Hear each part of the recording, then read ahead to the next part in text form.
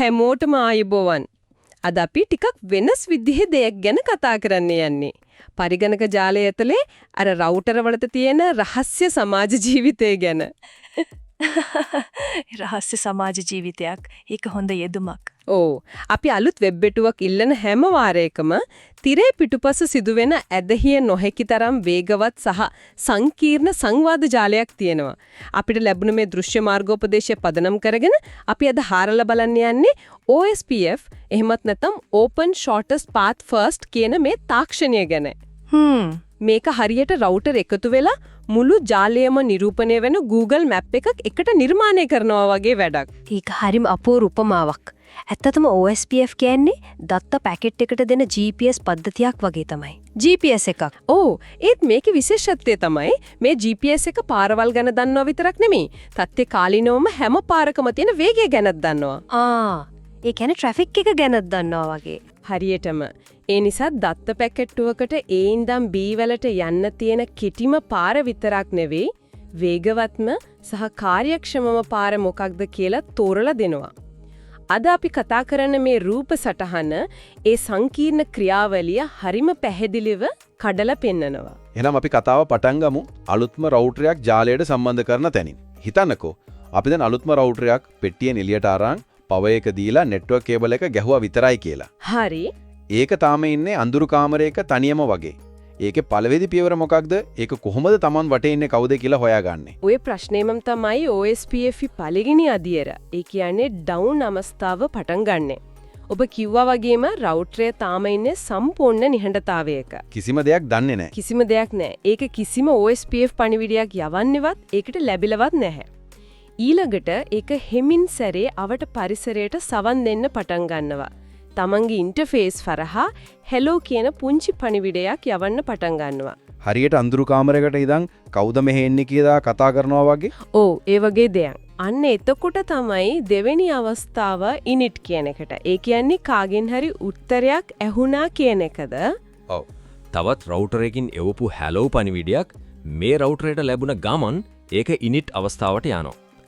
ඒත් මේක හරියට කවුරු හරි හායි කිව්වට අනිත් කෙනා තාම උත්තර දීලා නෑ වගේ.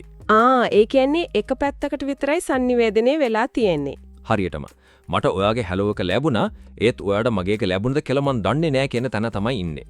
දෙපාර්ශ්වයේම sannivedanaya තහවුරු කරගෙන නෑ. හරි. එතකොට තුන්වෙනි අවස්ථාව two way. මේක තමයි නියම හෑන්ඩ්ෂේක් එක සිද්ධ වෙන තැන වෙන්නේ නැති. දෙන්නම එකිනෙකව හඳුනා ගන්නවා. හරියටම. two way අවස්ථාවේදී රවුටරය Tamanට ලැබුණු අසල්වැසියාගේ හැලෝ පණිවිඩය ඇතුලේ Tamanගේම නම, ඒ කියන්නේ Tamanගේ රවුටර් ID එක දකිනවා. අන්න එතකොට තමයි ඒක තහවුරු කරගන්නේ. හරි අනිත් කෙනාත් මාව දැක්කලා මාව පිරිගෙන තියනවා කියලා. දැන් ඔවුන් දෙදෙනාම එකිනෙකාව අසල්වැසියන්, ඒ කියන්නේ neighbors විදියට හඳුනාගෙන ඉවරයි. රවුටර් ගොඩක් එකම තැනකට සම්බන්ධ වෙලා තියෙන්න පුළුවන් නේද? ඔව් පුළුවන්. එතකොට හැමෝටම එකම වෙලාවේ කතා කරන්න ගියොත් ඒක ලොකු කන්දස්කිරියාවක් වෙනවා නේද? ඊටාම හොඳ නිරීක්ෂණයක්. අන්න ඒ ප්‍රශ්නට විසඳුමක් විදිහට තමයි ඒ වගේ ජාලවලදී මේ two way අවස්ථාවේදී රවුටර් ටික එකතු වෙලා ඡන්දයක් තියලා ඡන්දයක් තියලා designated router එහෙම නැත්නම් DR කෙනෙක්, ඒ කියන්නේ කණ්ඩායම් නායකයෙක් සහ backup designated router BDR කෙනෙක්, ඒ කියන්නේ උපනායකයෙක් තෝරා ගන්නවා. හරි. ඊට පස්සේ හැමෝටම කතා කරන්නේ නැතුව තමන්ගේ තොරතුරු DR ට විතරක් යවනවා. DR තමයි ඒ තොරතුරු එකතු කරලා අනිත් හැමෝටම බෙදා හරින්නේ. මේකෙන් ජාලයේ අනවශ්‍ය කතා බහ ගොඩක් අඩු වෙනවා. හරි. දැන් අපේ රවුටරේට අසල්වැසියෝ ඉන්නවා, කණ්ඩායම් නායකයෙකුත් ඉන්නවා. දැන් තමයි නියම වැඩේ පටන් ගන්නෙ. තමන් දන්න දේවල්, ඒ කියන්නේ තමන්ගේ සිතියම හුවමාරු කරගන්න එක. සටහනේ තේන විදියට එක්ස්ටාර්ට් සහ එක්ස්චේන්ජ් කියන අවස්ථා දෙකෙන් වෙන්නේ එක. ඇයි එකපාරටම සිතියම යවන්නේ නැතුව මේ වගේ අදීර දෙකට කඩලා තියෙන්නේ? ඒක කාර්යක්ෂමතාවය ගැන හිතලා කරපු දෙයක්. හිතන්නකෝ ඔබයි මමයි පොත් දෙකක් හුවමාරු කරගන්නවා කියලා. පොත් දෙකම එකපාර හුවමාරු කරගන්නවට වඩා අපි දෙන්නා මුලින්ම අපේ පොත්වල පටුන විතරක් හුවමාරු කරගත්තොත් මොකද්ද? අන්න ඒ වගේ වැඩක් තමයි මෙතන වෙන්නේ. එක්ස්ටාර්ට් අවස්ථාවේදී ඔවුන් දෙන්නා කතා වෙලා තීරණය කරනවා හරි මේ තොරතුරු හුවමාරුවේදී මුලින්ම කතා කරන්නේ කවුද කියලා. ඒකට ඉහළම රවුටර් ID එක තියෙන කෙනා මාස්ටර් වෙනවා. හරි. මාස්ටර් සහ ස්ලීව්. ඔව්. ඊට පස්සේ එක්ස්චේන්ජ් අවස්ථාවේදී ඔවුන් සම්පූර්ණ සිතියම ඒ කියන්නේ ලින්ක් ස්ටේට් ඩේටාබේස් එක යවන්නේ නැතුව ඒකේ සාරාංශයක් විතරක් DVD පැකට්ස් විදියට හුවමාරු කරගන්නවා. හරියට අර පොතේ පටුන වගේ. ආහා. ඒක නියමයි. එතකොට පටුන බැලුවම තමන් ළඟ නැති පරිච්ඡේද මොනවද කියලා දැනගන්න පුළුවන්. ඊට පස්සේ ඒ ටික විතරක් ඉල්ල ගන්න පුළුවන්. හරියටම. ඒක තමයි ඊළඟට එන ලෝඩින් අවස්ථාව. ඔබ ඒක හරියටම තේරුම් ගත්තා. ලෝඩින් අවස්ථාවේදී රවුටරය අර පටුන දිහා බලලා තමන්ට නැති හෝ තමන් ළඟ තියෙන තොරතුරු වලට වඩා අලුත් තොරතුරු මොනවද කියලා හොයාගන්නවා. ඊට පස්සේ link state request LSR කියන පණිවිඩයක් යවලා මට අර පරිච්ඡේදයේ සම්පූර්ණ විස්තර ටික එවන්න කියලා ඉල්ලනවා. ඒ ඉල්ලීමට අනුව අනිත් රවුටරය link state update LSU කියන පණිවිඩයෙන් ඒ සම්පූර්ණ විස්තර ටික එවනවා. එතකොට හිස්තැන් ටික පිරවෙනවා. ඔව්. මේ විදිහට තමන්ගේ සිතියමේ හිස්තැන් එකින් එක පුලව ගන්නවා. අවසානයේදී 7 වෙනි සහ අවසාන අධ්‍යයනය ෆුල්. ඒ කියන්නේ දැන් දෙන්නගෙම පොත් දෙක එහෙම නැත්නම් සිතියම් දෙක එක හා සමානයි. ඔව්. ෆුල් අවස්ථාවට ආව කියන්නේ රවුටර් දෙකේම ලින්ක් ස්ටේට් ඩේටාබේස්. ඒ කියන්නේ LSDB සම්පූර්ණයෙන්ම සම මුහුර්ත වෙලා සින්ක්‍රොනයිස්ඩ් වෙලා ඉවරයි කියන එක. දැන් ඔවුන් සම්පූර්ණයෙන්ම යාබදයි. fully adjacent. ඔව්. මේ වෙලාවේ ඉඳන් තමයි ඔවුන් ජාලයේ සිදුවෙන ඕනෑම වෙනසක් ගැන උදාහරණයක් විදිහට අලුත් පාරක් එකතු වීම, පාරක් වැසී යාම වගේ දේවල් නිරන්තරයෙන් එකිනෙකව දෙනුවත් කරගන්නේ. මේ අධ්‍යයන හතම හරියට රවුටර් දෙකක් අතරේ විශ්වාසය ගොඩනගා ගන්න ක්‍රියාවරියක් වගේ. හරි. දැන් අපේ රවුටර ෆුල් යාළුව වෙලා ඉන්නේ. ඔවුන් එකිනෙකාට යා වාගන්න මේ යාවත් කාලයන කිරීම වලට තමයි link state advertisements එමන් නැත්නම් LSAs කියන්නේ. LSAs. ඔව්. රූප සටහනේ මේ LSA වර්ග කිහිපයක්ම තියෙනවා. type 1 2 3 5 7. මේවා හරියට විවිධ වර්ගයේ නිවේදන වගේ නේද? ඔව්. ඒක හිතන්න හොඳම විදිය ඒක තමයි. මේක ආයතනයක තොරතුරු ගලාගෙන යන විදිහට සමාන කරන්න පුළුවන්. type 1 ඒ කියන්නේ router LSA එක හැම සේවකයෙක්ම ඒ කියන්නේ හැම රවුටරයක්ම තමන්ගේ ඩිපාර්ට්මන්ට් එක ඒරියා එක ඇතුලේ යවන ඉන්ඩිවිජුවල් ස්ටේටස් රිපෝට් එක වගේ. මේ මගේ විස්තර මේවා කියලා කියනවා. ඔව්. මේ මම සම්බන්ධ වෙලා ඉන්න අනිත් අය මේගොල්ලෝ ඒ සම්මතතාවල තත්වය මේකයි කියලා එකෙන් කියවෙනවා. හරි.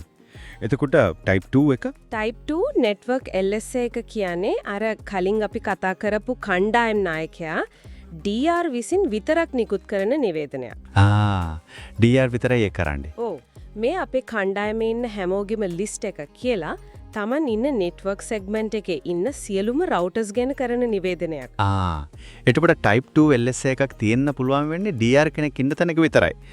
router දෙකක් විතරක් සම්බන්ධ වෙන link එකකදී ඒක අවශ්‍ය වෙන්නේ නැහැ. නෑ, අවශ්‍ය වෙන්නේ නෑ. හරිම තාර්කිකයි. එතකොට type 3 සහ type 5 කියන්නේ department එකෙන් එළියට යන තොරතුරු ගැනද? හරියටම.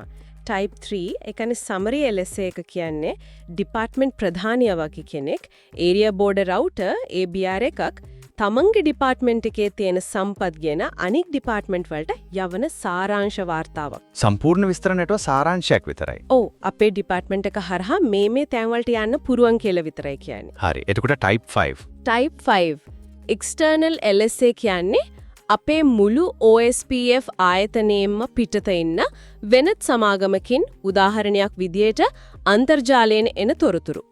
මේක හඳුන්වා දෙන්නේ Autonomous System Boundary Router ASBR කියන විශේෂ රවුටර් එකකින්. ඒ කියන්නේ OSPF ලෝකෙන් එළිය තියෙන තැනක්. ඔව්. අපේ සමාගමෙන් පිටත අහවල් තැනට යන්න නම් මේ මාර්ගය භාවිතා කරන්න කියලා කරන නිවේදනයක්. මේ විවිධ නිවේදන මේ LSAs ඔක්කොම එකම ජාලයක එහා මෙහා යනකොට ඒක හරියට ලොකු කන්දෝස් ක්‍රියාවක් වගේ වෙන්න පුළුවන්. විශේෂයෙන්ම රවුටර් දහස් ගණනක් තියෙන ජාලයක. අනිවාර්යෙන්ම. මේ රූප සටහන ඒ ශබ්දය අඩු කරන ක්‍රමයක් යෝජනා කරනවා වගේ පේනවා ඒරියාස් කියන සංකල්පය හරහා. ඒකෙන් කොහොමද මේ තොරතුරු කොට ව්‍යවස්ථාගත කරන්නේ? ඔබ අල්ලගත්තේ OSPF එකේ තියෙන වැදගත්ම සහ බලවත්ම සංකල්පයක්. ඔබ කිව්වා වගේම හැම රවුටරයක්ම හැම පුංචි වෙනසක් ගැනම දැනගන්න ගියොත් රවුටර් වල මතකය, මෙමරි එකයි, සැකසුම් බලය, CPU එකයි ඉක්මනටම පිරියනවා. ඒක දරා ගන්න බෑ. හොඳ උදාහරණයක්. බස්නාහිර පළාතේ රවුටරයකට උව පළාතේ පොඩි ගමක පාරක් වැහුවා කියලා දැනගන්න අවශ්‍ය නැහැ. ඒකට දැනගන්න ඕන උව පළාතට යන ප්‍රධාන පාරවල් මොනවද කියන එක විතරයි. එතකොට මේ ඒරියා වර්ග කිහිපයක් තියෙනවා. ස්ටබ්, ටෝටලි ස්ටබි, NSSA මේවායින් වෙන්නේ අර පළාත් ඇතුළට එන තොරතුරු ප්‍රමාණය තවත් සීමා කරන එකද? ඔව් ඒක තමයි වෙන්නේ. මේවා හරියට විවිධ මට්ටමේ තොරතුරු පෙරහන් ෆිල්ටර්ස් වගේ. ස්ටෑන්ඩඩ් ඒරියා කියන්නේ සාමාන්‍ය පළාතක්. ඒකට හැම වර්ගයකම LSA ඒ කියන්නේ තමන්ගේ පළාතේ තොරතුරු, අනිත් පළාත් ගැන සාරාංශ සහ බාහිර ලෝකයේ ගැන තොරතුරු මේ ඔක්කොම ලැබෙනවා. හරි. එතකොට ස්ටබ් ඒරියා. ස්ටබ් ඒරියා කියන්නේ ටිකක් හුදකලා පළාතක්. ඒකේ ඉන්න රවුටර් කියනවා අපිට බාහිර ලෝකය, ඒ කියන්නේ type 5 LSAs ගැන විස්තර දරගන්න ඕනේ නෑ. අපේ පළාතෙන් එළියට ඕනෑම තැනකට යන්න තියෙන ප්‍රධාන පාර මොකක්ද කියලා විතරක් අපිට කියන්න කියලා. ඔව් ඩිෆෝල්ට් රවුට් එකක් විතරක් කියලානවා. ඔව්. ඒ නිසා ABR එකකින් එන එක ඩිෆෝල්ට් රවුට් එකක් මත ඒ අය රඳා පවතිනවා. ටෝටලි ස්ටබි ඒරියා කියන නමෙන්ම පැහැකියවෙනවා ඒක ඊටත් වඩා හුදකලා ඇති කියලා. අනිවාර්යයෙන්ම ටෝටලි ස්ටබි ඒරියා එකක ඉන්න රවුටර් කියන්නේ අපිට බාහිර ලෝකයක් ගැනවත් අනිත් පළාත් ගැනවත් ඒ කියන්නේ type 3 සහ 5 LSS කිසිම විස්තරයක් දෙලගන්න ඕන නෑ. මොකුත් මොනේ නෑ. අපේ පළාතෙන් එළියට යන්න තියෙන එකම එකපාරක් තියෙනවා. ඒක පින්නුවම ඇති කියලා. මේකේ රවුටර් එකක තියෙන රවුටින් ටේබල් එක හරිම පොඩි හරිම කාර්යක්ෂම එකක් බවටපත් වෙනවා. එතමට අර අමුතු නමක් තියෙන NSSA එහෙමත් නැත්නම් not so stubby area කියන්නේ මොකද්ද? ඒක ටිකක් ස්ටබ් ටිකක් නෑ වගේ එකක්ද? ඒ නමෙන්ම තමයි ඒකේ තේරුම තියෙන්නේ. හිතන්න ස්ටබ් ඒරියා එකක් ඒ ඒරියා එකටම විශේෂිත වූ වෙනම බාහිර සම්බන්ධතාවයක් තියෙනවා. තමන්ගෙම පිටවීමක් තියෙනවා. ඔව්. උදාහරණයක් විදිහට වෙනත් සමාගමකට යන විශේෂ ලින්ක් එකක් NSSA එක ස්ටබ් ඒරියා එකක් නිසා ඒකට OSPF ලෝකයේ අනිත් බාහිර මාර්ග type 5 එන්නේ නැහැ. නමුත් ඒකට පුළුවන් තමන්ගේම අර විශේෂ බාහිර සම්බන්ධතාවය ගැන type 7 LSA කියන විශේෂ නිවේදනයක් හරහා අනිත් අයට කියන්න. ABR එක ළඟට ආවම ඒ type 7 LSA එක type 5 එකක් බවට පරිවර්තනය වෙලා මුළු ජාලය පුරාම බෙදා හැරෙනවා. ඒක හරියට අපි වැඩි කායකට කතා කරන්නේ නෑ. ඒත් අපේම කියලා විශේෂ යාළුවෙක් ඉන්නෝ අපි එයා ගැන ඔයාලට කියන්නම් කියනවා වගේ. හරි. මට දැන් OSPF ලොකු චිත්‍රය පැහැදිලි. රවුටර් එකිනෙකාව හඳුනා ගන්නවා, කණ්ඩායම් හදනවා, සිතියම් හුවමාරු කරගන්නවා සහ ඒ සිතියම් වල තොරතුරු බරාණ්ඩු කරගන්න පළාත් වලට බෙදෙනවා. ඔව් ඒක තමයි මූලික ක්‍රියාවලිය. රූප සටහනේ තියෙන අනිත් ප්‍රායෝගික කරුණු ටිකත් බලමු. රවුටර් ID එක. ඒක හරියට රවුටරයේ හැදුනුම්පත් අංකය වගේ නේද? ඒක තෝරගන්නේ කොහොමද? ඔව් ඒක OSPF ලෝකේ රවුටර් යනන්නේ නාමයෙන්. ඒක තෝරගන්න නිශ්චිත ප්‍රමුඛතා ලයිස්තුවක් තියෙනවා. ඉහළම ප්‍රමුඛතාලිය ලැබෙන්නේ ජාල පරිපාලකයා විසින් අතින්ම සකස් කරන ID එකට. Manually configure කරපෙකට. ඔව්. එහෙම එකක් නැත්නම් රවුටරේ තියෙන loop back interface එකේ ඉහළම IP ලිපිනය ID එක විලියට ගන්නවා. loop back interface කියන්නේ හැව විටම ක්‍රියාකාරීව තියෙන ස්ථාවර අතතිය interface එකක් නිසා ඒකට දෙවනි ප්‍රමුඛතාවය දෙනවා. ඒක ඩවුන් වෙන්නේ නෑ. ඒ දෙකම නැත්නම් විතරයි ඕනෑම සක්‍රිය ෆිසිකල් ඉන්ටර්ෆේස් එකක තියෙන ඉහළම IP ලිපිනේ තෝරගන්නේ. මේ අනුපිළිවෙල වැදගත් වෙන්නේ ස්ථාවරත්වයේ සහතික කරගන්න. එතකොට මට තව දෙයක් හිතනවා. පරිශීලකයන්ගේ ලැප්ටොප් සම්බන්ධ වෙන පෝට් එකකට OSPF hello පණිවිඩය යවන එකේ තේරුමක් නෑ නේද? තේරුමක් නෑ. එතන අනිත් පැත්තේ රවුටරයක් නෑනේ. ඒක නිකන් සම්පත් නාස්තියක් වගේම ආරක්ෂාවටත් හොඳ නෑ. ඒ වගේ තත්ත්වයක් නවත්තන්න ක්‍රමයක් තියෙනවද? නියම ප්‍රශ්නයක්. ඔබේ හඳුනාගත්ත ප්‍රශ්නයට විසඳුම තමයි පැසිව් ඉන්ටර්ෆේස් කියන සංකල්පය. ඉන්ටර්ෆේස් එකක් පැසිව් විදියට සකස් කරාම රවුටරයට උපදෙසක් ලැබෙනවා මේ ඉන්ටර්ෆේස් එකෙන් එන OSPF පණිවිඩවලට සවන් දෙන්න. නමුත් මේ පැත්තට කිසිම OSPF hello පණිවිඩයක් යවන්න එපා කියලා. එතකොට යාළුවා හදාගන්න යන්නේ නෑ මේ පැත්තෙන්.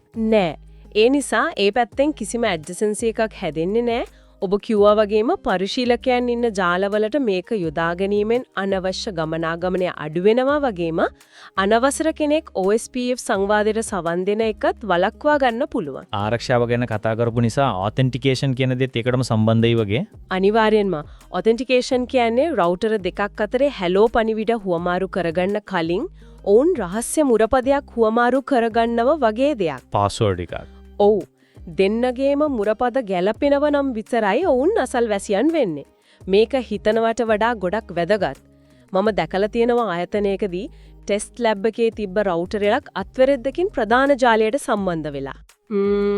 ඔතෙන්ටිකේෂන් හරියට සකස් කරලා නොතිබුණු නිසා මුළු ජාලයේම OSPF කඩා කප්පල් වෙලා ගියා. ඒ නිසා මේක සුළුවෙන් තකන්න හොඳ නැති දෙයක්. රූප සටහනේ තියෙන අන්තිම ටිකක් සංකීර්ණයි වගේ පේන මාතෘකාව තමයි virtual links. වෙනත් ඒරියා එකක් හරහා උමං මාර්ගයක් කියලා කියනවා. මේක මොන වගේ අවස්ථාවකද පාවිච්චි වෙන්නේ? virtual link කියන්නේ OSPF නිර්මාණයේදී ඇතිවෙන යම් යම් ගැටලු වලට දෙන ටිකක් ඩක් ටිප් වගේ විසඳුමක්. తాවකාලික විසඳුම? ඔව්. OSPF හි මූලික නීතියක් තමයි හැම ඒරියා එකක් වන බෑක්බෝන් ඒරියා එක වන ඒරියා 0 එකට කෙලින්ම සම්බන්ධ වෙන්න ඕන කියන එක. ඒරියා 0 කියන්නේ ජාලයේ අධිවේගී මාර්ගය වගේ. හරි. හැමෝම ඒරියා 0ට සම්බන්ධ වෙන්න ඕන. ඔව්. නමුත් සමහර වෙලාවට ජාලය නිර්මාණය කරන විදිහ නිසා ඒරියා එකක් ඒරියා 0 වලට කෙලින්ව සම්බන්ධ කරන්න බැරි වෙන්න පුරුවන්. අන්න ඒ වගේ වෙලාවක ඒ සම්බන්ධය නැති ඒරියා එක වෙනත් ඒරියා එකක් හරහා උමම් මාර්ගයක් ටනල් එකක් වගේ හදලා ඒරියා 0 වලට සම්බන්ධ කරන එකට තමයි virtual link කියන්නේ. ඒක නීතිය රකින්නවා. ඔව්. එකෙන් OSPF මූලික නීතිය කඩ නොවි ජාලය පවත්වාගෙන යන්න පුළුවන් වෙනවා. එනම් මේ සියල්ල එකට එකතු කරලා බලුවම මුලිල් සංකීර්ණ රූප සටහනක් වගේ පෙනුනට OSPF කියන්නේ හරිම තාර්කික හොඳින් සැලසුම් කරපු පද්ධතියක්. ඔව්. අද අපි කතා කළේ අලුත් රවුටර් එක ජීවන චක්‍රය ගැන වගේ. ඒක ජාලයට ඇතුල් වෙනවා, විධිමත් ක්‍රියාවලියක් කරාව යාළුවා හදා ගන්නවා, තමන්ගේ සිතියම ගොඩනගා ගන්නවා, සහ තොරතුරු කන්දරාව කළමනාකරණය කරගන්න ප්‍රදේශවලට බෙදිලා කාර්යක්ෂමව වැඩ කරන ප්‍රජාවක සමාජිකයෙක් බවට පත් වෙනවා. ඒක ඊටාම හොඳ සාරාංශයක්. OSPF එකේ තියෙන සැබෑ විශිෂ්ටත්වය තමයි එහි පරිමාණය කර හැකි බව. ස්කේලබිලිටි. ඔව්. ඒරියා සහ විවිධ LSA වර්ග භාවිතා කිරීම තුළින් කුඩා කාර්යාල ජාලයක සිට ලෝකේ පුරා පැතිරුණු දැවන්ත ආයතනික ජාල පවා පහසුවෙන් කළමනාකරණය කරන්න පුළුවන්. ඒ වගේම ජාලයේ කොහේ හරි දෝෂයක් ඇති වුණොත් තත්පරයකටත් වඩා අඩු කාලයකදී OSPF විසින් ඒ ගැන දැනගෙන දත්ත පැකට් යවන්න විකල්ප මාර්ගයක් ක්ෂණිකව හොයාගන්නවා. අපි සාමාන්‍යයෙන් වෙබ් පිටුවක් විවෘත කරගන්න මොහොතේදී පවා තිරේ පිටුපස අපට නොපෙනෙන මේ වගේ ඊටා විධිමත් සංවාද කොපමණ ප්‍රමාණයක් සිද්ධ වෙනවද තීරණ කොපමණ ප්‍රමාණයක් ගැනෙනවද කියලා හිතනකොට පුදුමයි. ඒ හැමදේම සිද්ධ වෙන්නේ ඇසිපිය ගහන සැනින්. ඒක ඇත්තටම අපිට ගැඹුරින් හිතන්න තවත් පැනය මතු කරනවා. අපි දැක්කා OSPF සංනිවේදන තදබදී අඩු කරන්න DR වගේ කණ්ඩායම් නායක සංකල්පයක් භාවිතා කරනවා. ඒක කාර්යක්ෂමයි. නමුත් ඒකෙන්ම එම DR අක්‍රිය වුවොත් ගැටලුවක් විය හැකි තනි ලක්ෂයක් single point of failure එකක් නිර්මාණය වෙනවා. ඇත්ත ඒකට backup DDR කෙනෙක් ඉන්නවා. නමුත් මූලික අදහස එතනමයි. හරි. ඉතින් ඕනෑම සංකීර්ණ පද්ධතියකදී කාර්යක්ෂමතාවය සඳහා යම් මට්ටමක මධ්‍යගත පාලනයක අවශ්‍යතාවය සහ ඔරොත්තු දීමේ හැකියාව රෙසිලියස් සඳහා විමධ්‍යගත වීමේ අවශ්‍යතාවය අතර සමවරතාවය පවත්වා ගන්නේ කෙසේද කියන කාරණය ගැන හිතන්න OSPF අපිට හොඳ පාඩමක් කියලා දෙනවා.